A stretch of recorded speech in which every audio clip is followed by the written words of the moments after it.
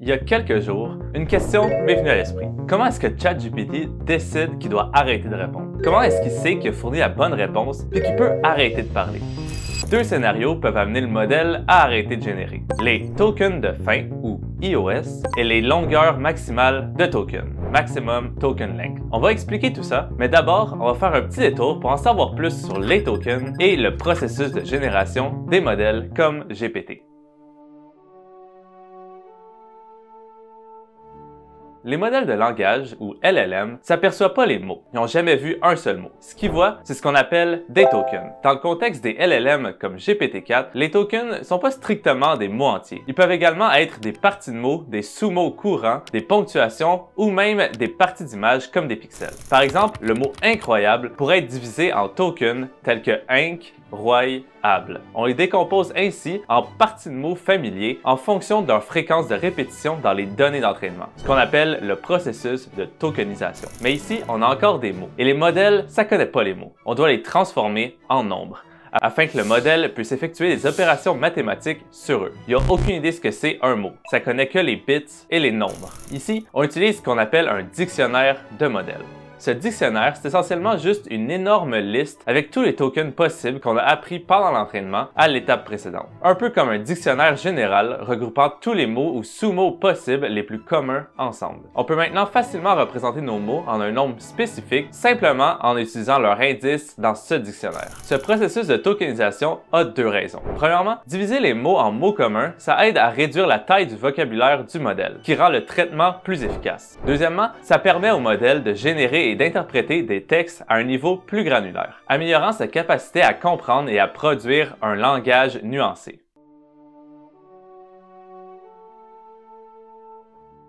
On a maintenant transformé notre question en une liste de tokens.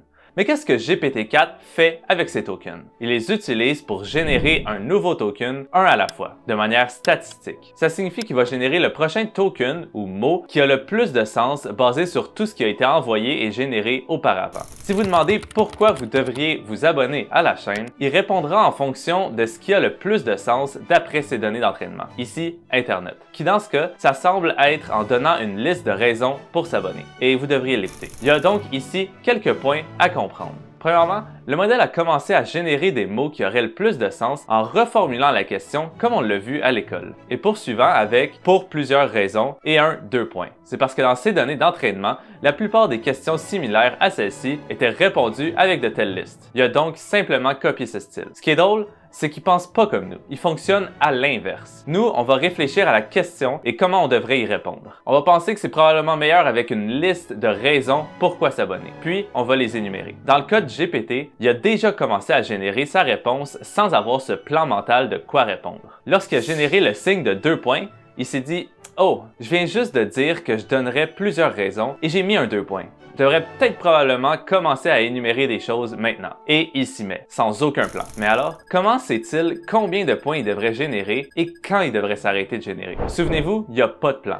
Il crée juste un mot à la fois basé sur les précédents. Il sait pas ce qui s'en vient, ni s'il a totalement répondu, et donc il devrait arrêter de taper. C'est ce qu'on va voir maintenant. Comme j'ai dit au début de la vidéo, il existe deux scénarios potentiels pour faire arrêter la génération par un modèle.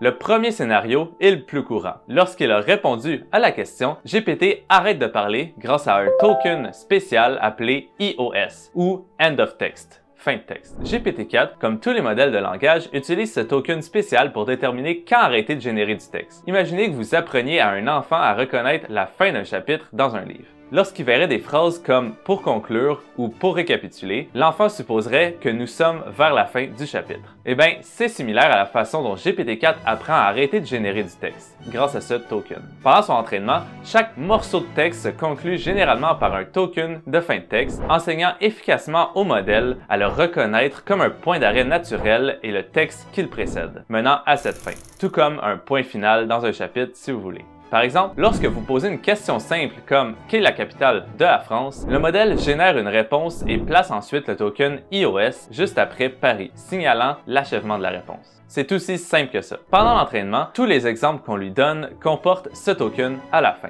Il apprend essentiellement à arrêter de générer par lui-même en se basant sur ses données d'entraînement. Rien d'autre. Il n'y a pas de longueur minimum de données, il n'y a pas de maximum. Tout fonctionne grâce à la manière dont il a été entraîné et grâce à ce token iOS spécial qui est comme n'importe quel autre signe de ponctuation pour lui, juste un autre nombre à prédire. Mais celui-ci sert juste à dire au modèle que c'est terminé. Ça nous amène à notre deuxième scénario qui le fait arrêter de générer. Que se passe-t-il si on lui demande d'être plus bref ou plus détaillé ou si on définit manuellement la limite de longueur de token sur la plateforme d'OpenAI?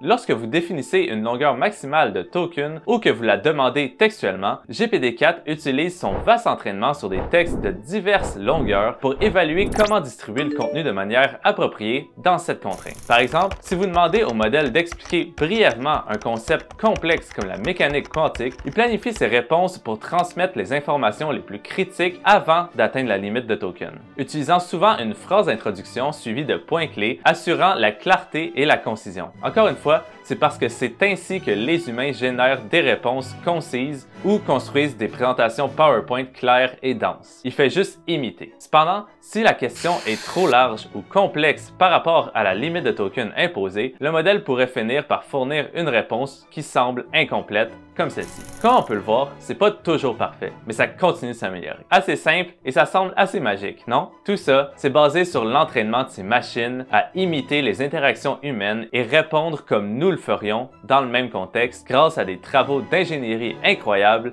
et énormément de données soigneusement sélectionnées. Rien de magique, rien de trop sophistiqué, à part bien sûr les GPU et tout ce qui est relié à l'ingénierie derrière ça. C'est purement de l'imitation, des statistiques et un token important indiquant qu'il est temps de conclure. End of text.